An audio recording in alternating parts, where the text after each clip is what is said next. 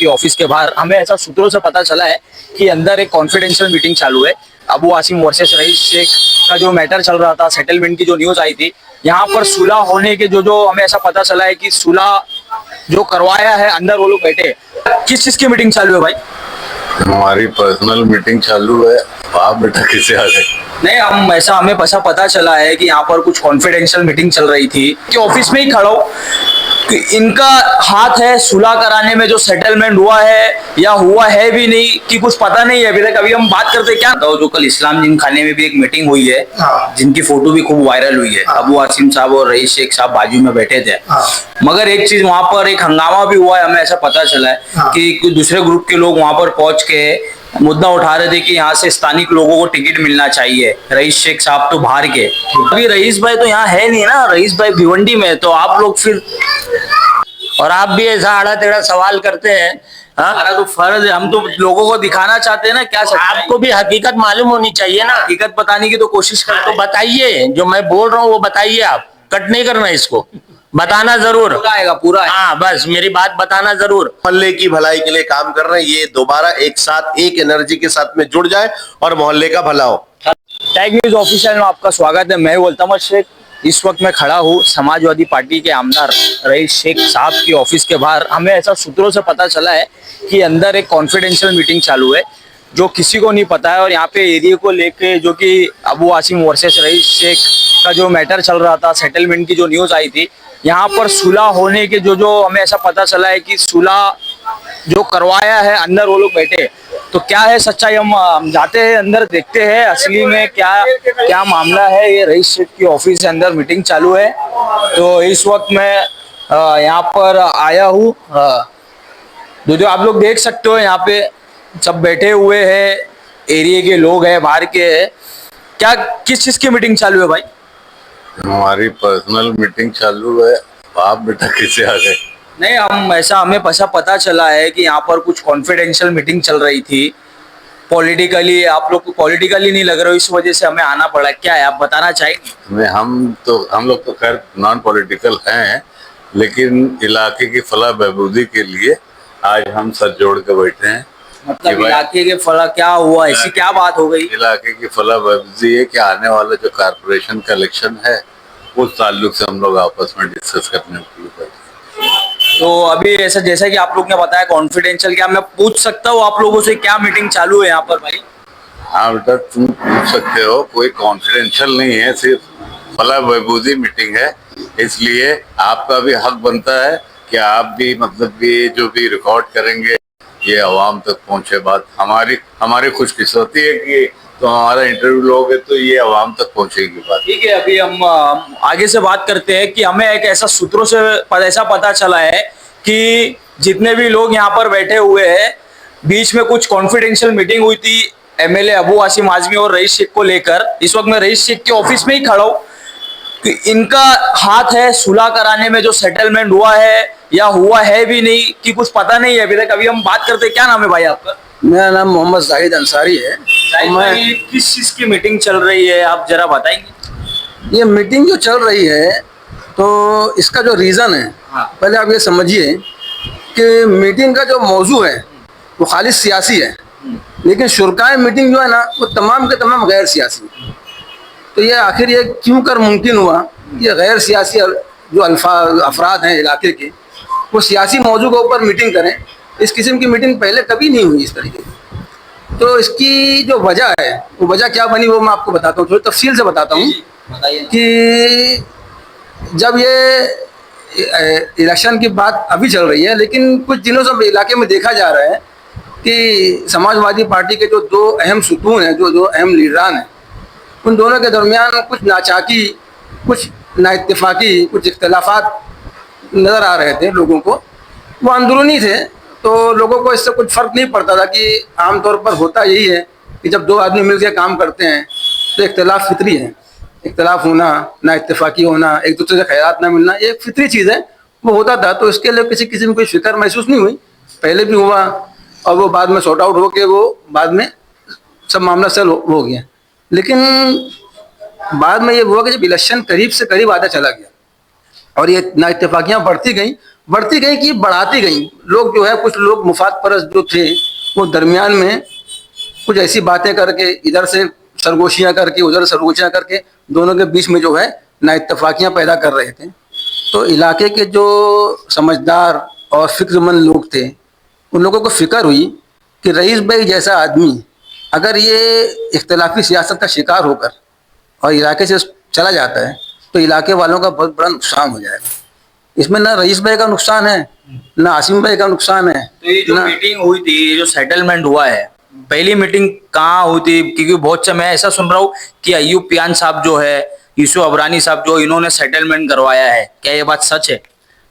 ये पूरी तरह सच नहीं है। मतलब सेटलमेंट नहीं हुआ है? सेटलमेंट तो हुआ है, लेकिन उसकी जो बुनियाद बनी है वो इलाके के चंद बुजुर्ग लोग जो थे, वो लोग आगे आए और ये फिक्र हुई कि भाई कैसे उसको मालूम किया जाए कि क्या हो रहा है। तो रईस भाई से पहले, सबसे पहले तो रईस भाई के पास आए कि भाई ये जो चल रहा है इसकी क्या हकीकत है, कुछ है ना इत्तेफाकिया? तो बोले हाँ, कुछ इख्तलाफात तो हैं, तो हम लोग चाहते हैं कि भाई ये इख्तलाफात दूर हो जाए और आप लोग जैसे पहले मिल के काम करते हैं, वैसे मिल के काम करें। तो बोले भाई ठीक है, अगर आप कोशिश करते हैं तो आप बात कीजिए। तो मसला ये हुआ कि आसिम भाई से मुलाकात की जाए। तो उसके लिए जो है यूसुफ भाई से रब्ता कायम किया गया, यूसुफ अबरानी साहब से, और उनसे दरख्वास्त की गई कि आप जो है आसिम भाई से इलाके के लोगों की एक मीटिंग करवाइए, हम अपनी बातें वहाँ तक पहुँचाना चाहते हैं। तो उन्होंने जो है हमारे जज्बात का एहतराम किया और आसिम भाई से वक्त लेकर और होटल बलवास में एक मीटिंग रखी। उसमें वार्ड नंबर 211 जो पूरा इलाका है, उसके हर इलाके के हर जगह के कुछ लोगों को, जिम्मेदारों को मुंतखब करके बुलाया गया कि तमाम लोग मौजूद हैं। सब जिम्मेदार लोग थे और गैर सियासी लोग थे। हम लोगों ने आसिम भाई से वक्त लिया, आसिम भाई वक्त पर आए भी और जो हम लोगों की सब बातें सुनी। वहाँ भी हम लोगों ने ये बात रखी कि हम चाहते हैं कि जिस तरीके से पहले से काम होता था, आसिम भाई और रईस भाई मिलकर काम करते थे, और इसमें इलाके में इतना बड़ा काम हुआ है, उसकी तफसील तो सब आगे आएगी इंशाल्लाह, क्या क्या काम, और सब कुछ सब जानते भी हैं, वो तफसील में नहीं जाना है। इलाके के अयूब पियान साहब का, उन्होंने बहुत अहम रोल अदा किया कि इन दोनों के दरमियान की जो दूरियां थी उसको ख़त्म करके और उन दोनों को मिलाया। और बात यहाँ तक पहुँच गई कि अब ऐसा हो गया कि भाई दोनों के दरमियान जो कुछ बातें थी वो ख़त्म हो गई हैं और इंशाअल्लाह अब आगे मिलकर काम करेंगे। ये बातें यहाँ तक पहुँची। ठीक है, जैसा कि अभी हमारे साथ भाई, क्या नाम है आपका? रेहान खान नाम है मेरा। रेहान भाई, मैं तो आपको देखा हूँ पॉलिटिकल, मगर आप इधर तो मीटिंग नॉन पॉलिटिकल चालू थी, तो आप क्या कर रहे हो? नहीं, पॉलिटिकल मैंने फिलवक्त में समाजवादी में पहले था, लेकिन अभी फिलवक्त नहीं हूँ समाजवादी में।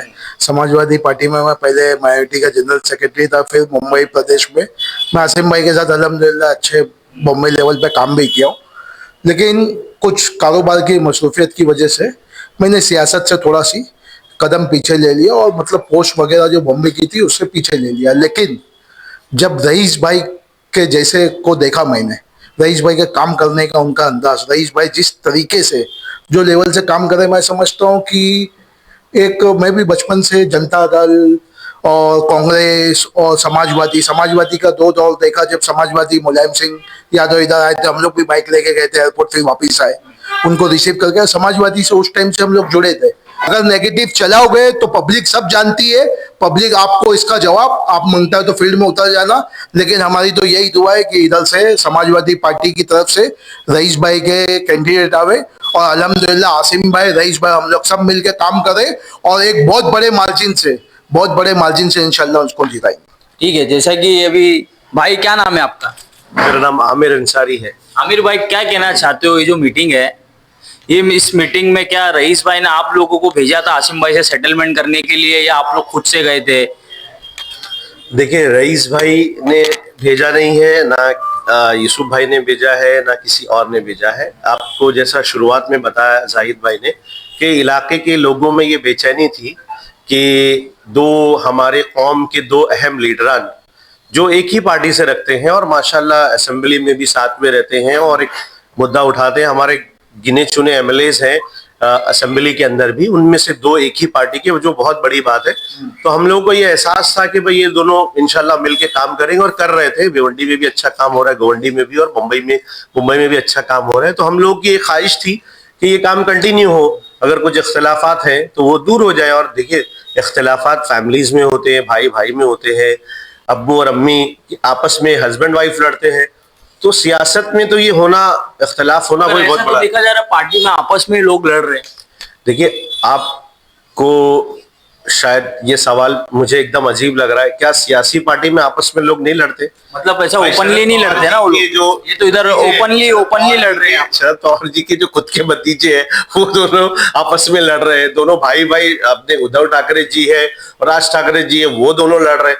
तो सियासत में इस तरह का मतलब कॉन्फ्लिक्ट होना ये बट नेचुरल है, इसमें कोई यानी कोई अनहोनी बात और अनोखी बात नहीं है कि भाई रईस भाई और आसिम भाई लड़ रहे हैं। ये भाई देखिए, जो भी शख्स पॉलिटिक्स में होता है ना, उसको ये काम पसंद होता है कि भाई लोग उसके काम को जाने पहचाने और लोग उसकी वाहवाही करें, उसको क्रेडिट मिले। और जहां पे भी थोड़ा 19-20 होता है तो इस तरह के छोटे मामला होते हैं। और सियासी लोगों के साथ में जैसा भाई ने बताया कि बहुत सारे कच्चे कान भरने वाले लोग भी होते हैं, तो जाहिर सी बात है इख्तिलाफत वहीं से बढ़ते भी है। और अल्हम्दुलिल्लाह आवाम की आवाज थी कि भाई ये दोनों लोग मिले और मिलकर काम करें। और हम लोग को ऐसा एहसास था कि फिलवक्त समाजवादी पार्टी का अभी फिलवक्त जो है ना वो ग्रो का टाइम आया है। भाई समाजवादी पार्टी का एक एमएलए था, उसके बाद 2 एमएलए हुए, उसके बाद एक वक्त था कि कॉरपोरेशन में काफी लोग थे। रईस भाई और आसिम भाई के काम की वजह से लोगों का एतमाद उन लोगों पर, इन लीडरान पर अभी आवाम का एतमाद है। आज मुझे ये बताइए 211 पर ही लोगों की नजर क्यों अड़ी हुई? 2014 से 2017 तक जब रईस भाई यहाँ पर आए, हॉट सीट बन चुकी है।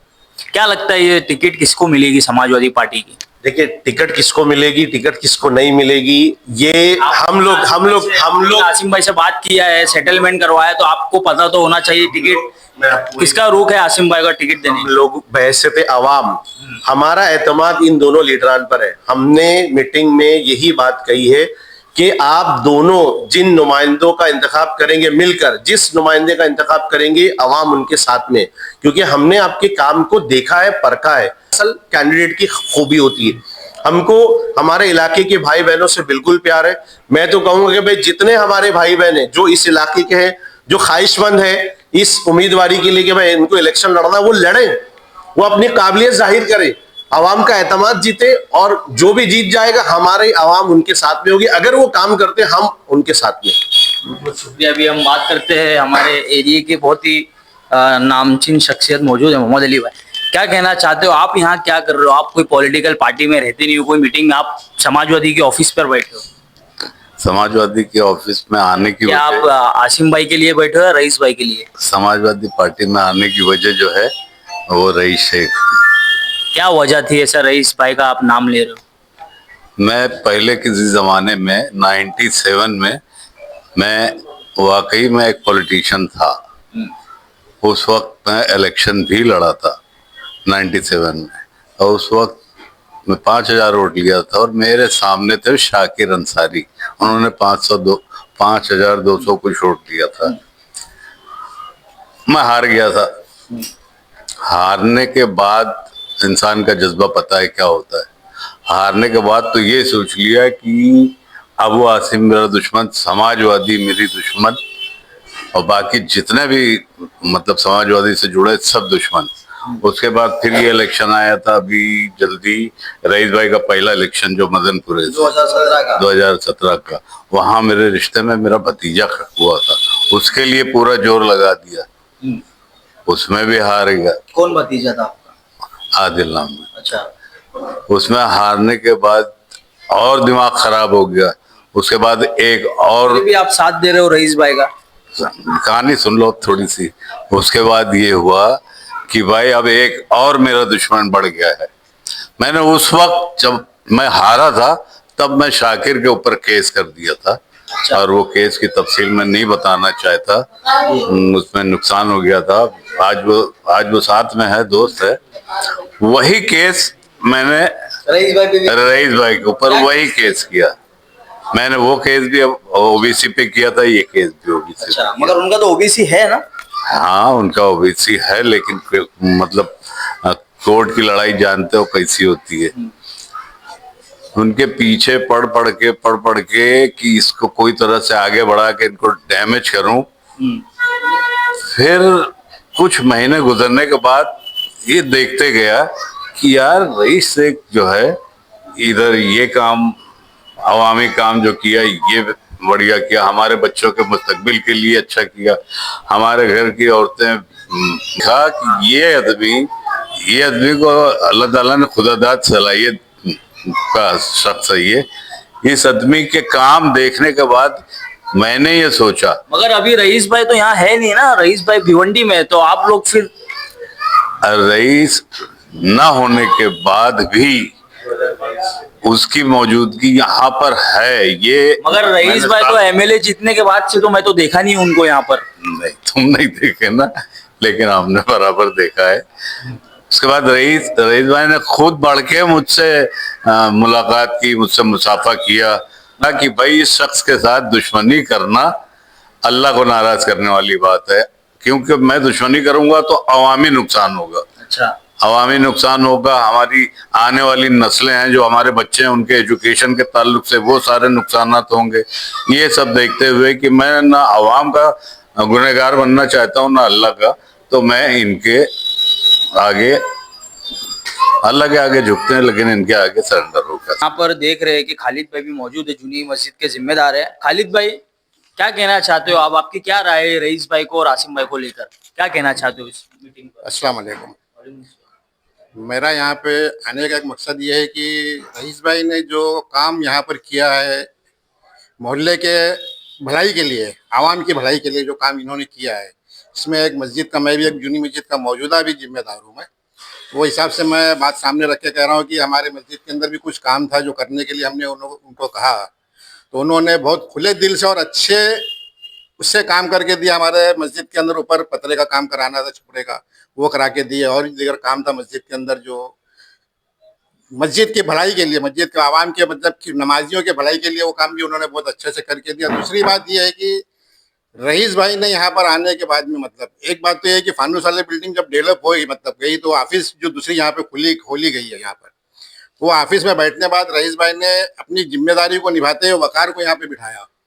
वकार को यहाँ बिठाने के बाद में मोहल्ले का जो काम हुआ है, जो काम आज तक कोई नहीं करके दिया, जैसे कि नागपाड़ा जंक्शन के ऊपर एक नागपाड़ा पॉइंट बना दिया है, जो आज आने वाली नस्ल उसको जानेगी कि क्या नागपाड़ा क्या है, और मोहल्ले का, महाराष्ट्र की पब्लिक भी जानेगी कि नागपाड़ा जंक्शन क्या है। दूसरा एक काम यह है कि रोड का जो काम सीमेंट कंक्रीट का किया रईस भाई ने, गेला भाई का, उमर रजब रोड का, मदनपुरे का, भाजी गली का, first Sakli street, second Sakli street, मैं बदलूपुरे का रहने वाला, हमारे बदलूपुरे में भी काम उन्होंने बहुत अच्छे से किया, और भी काम अभी चल रहा है। ये काम मेरे ख्याल से रईस भाई ने इतना अच्छा करके दिया है कि आज तक कोई ये काम को अंजाम नहीं दिया।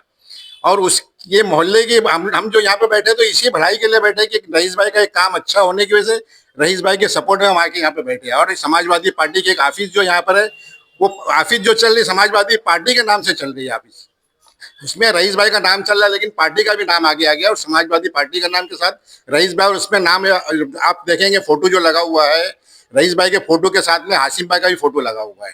तो ये ज्वाइंट फोटो लगने का मतलब ये है कि दोनों का पहले से ताल्लुकात अच्छा था, और हम भी चाहते हैं कि आज भी ताल्लुकात अच्छा बना रहे। इसी के लिए हम भलाई के लिए, आवाम की भलाई के लिए हम यहाँ बैठे हैं। हम चाहते हैं कि काम अच्छा, आगे भी आने वाले दौर में भी काम अच्छा चले, इसके लिए हम आपके शुक्रगुजार हैं। क्योंकि आरिफ भाई भी यहाँ पर मौजूद है, अरब मस्जिद के भी, रफीक भाई है हमारे, अरब मस्जिद के जिम्मेदार है। रफीक भाई, क्या कहना चाहते हो आप? क्या राय है? अस्सलाम वालेकुम। मेरे साथियों ने अभी तक जो बातें बताई, या सियासत से उसका ताल्लुक था या गैर सियासी था, मैं उससे हट के थोड़ी आपको एक बात बताता हूँ।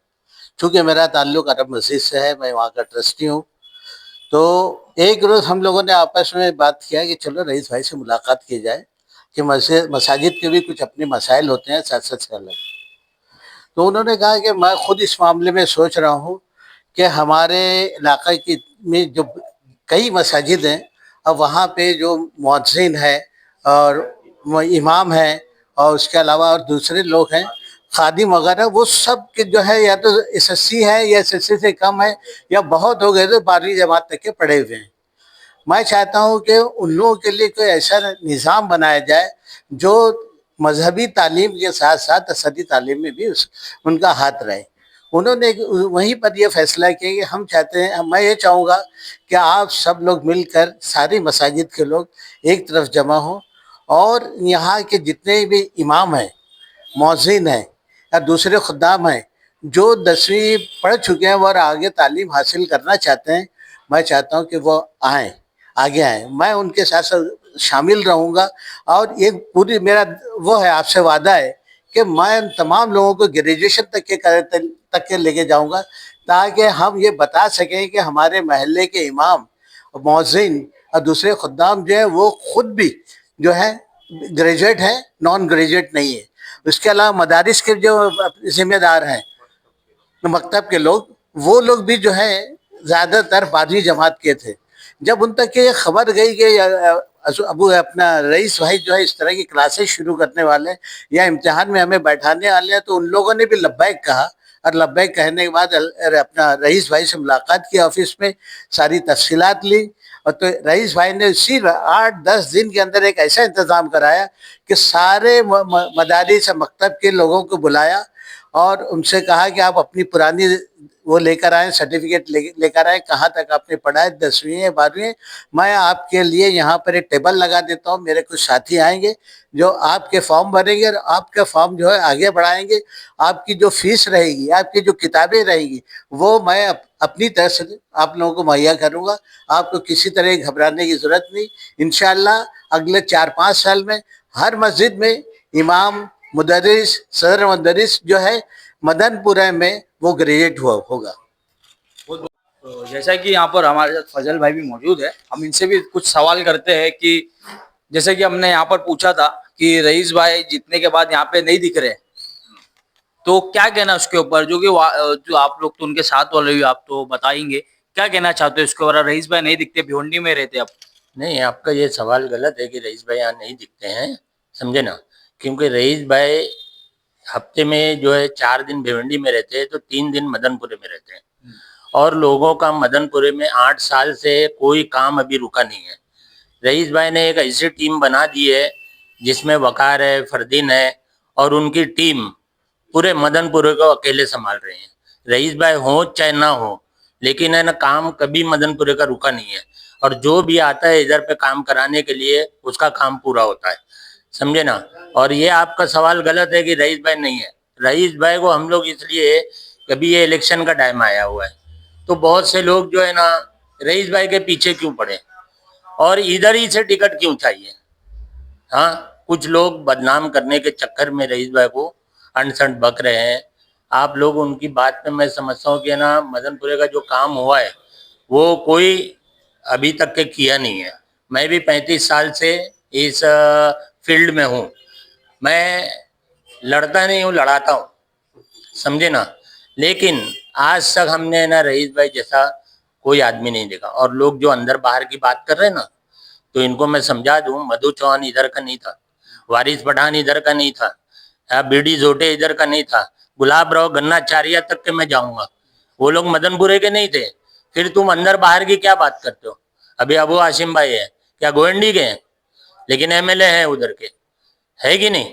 तो ये अंदर बाहर की बात मत करो। हमको काम वाला आदमी चाहिए, जो मदनपुरे का काम हम चाहते हैं। सब मदनपुरे वाले, ये जो मीटिंग बैठी है ना हम लोगों की, तो हम लोग चाहते हैं कि ना मदनपुरे का कोई काम रुकना नहीं चाहिए।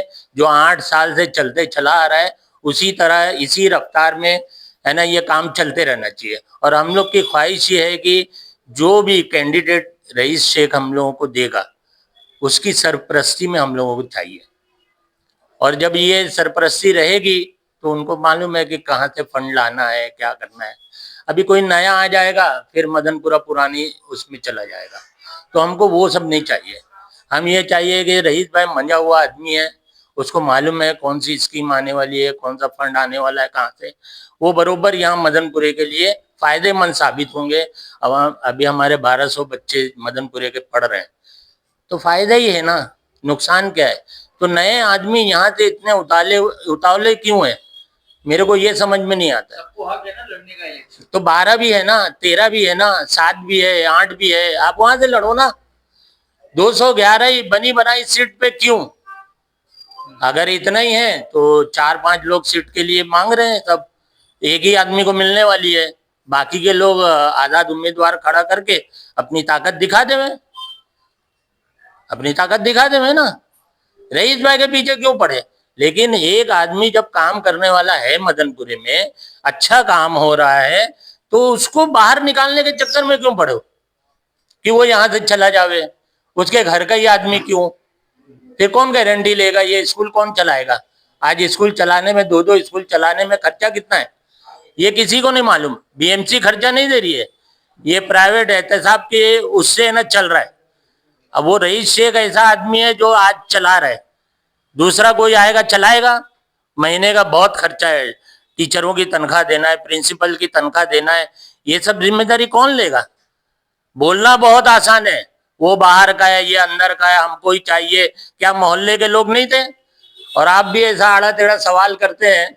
हाँ, हमारा तो फर्ज है, हम तो लोगों को दिखाना चाहते हैं ना क्या सच्चाई है। आपको भी हकीकत मालूम होनी चाहिए ना। हकीकत बताने की तो कोशिश हाँ, करते तो बताइए, जो मैं बोल रहा हूँ वो बताइए। आप कट नहीं करना इसको, बताना जरूर। पूरा आएगा, पूरा आएगा। हाँ, बस मेरी बात बताना जरूर देखिए, कि हम आप लोग लोगों का मकसद यही है कि आसिम भाई, रईस भाई और उनकी पूरी टीम, यूसुफ भाई, मेराज सिद्दीकी, सईद खान, मुन्ना भाई, वकार भाई, फरदीन भाई, जो भी मोहल्ले की भलाई के लिए काम कर रहे हैं, ये दोबारा एक साथ एक एनर्जी के साथ में जुड़ जाए और मोहल्ले का भला हो। बहुत बहुत शुक्रिया। मगर एक चीज मैं कहना चाहता हूँ कि यहाँ पे जो मीटिंग चल रही थी, मैं आप लोग को बता देता हूँ कि मैं परमिशन लेके अंदर आया हूँ। ऐसा नहीं कि बाद में आप लोग भी मुझ पर केस कर देना कि बिना परमिशन के हमारी प्राइवेट प्रॉपर्टी पे घुसा है। मैं यहाँ पर रईस भाई के पीए भी थे, वकार भाई, मगर यहाँ नहीं है इस वक्त, तो मैं उनसे भी सवाल करना चाहता था। तो बहुत बहुत शुक्रिया, आप लोगों ने टाइम दिया, आप लोगों ने हकीकत बताई। तो इस वीडियो को ज्यादा से ज्यादा शेयर करें, हमारी वीडियो लाइक करें।